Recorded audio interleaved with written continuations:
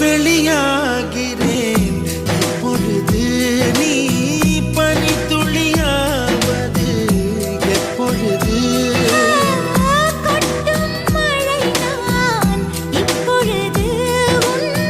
குடிநீராவது எப்பொழுது கிணற்றில் சூரியன் இப்பொழுது உன் கிழக்கில் உதிப்பது எப்பொழுது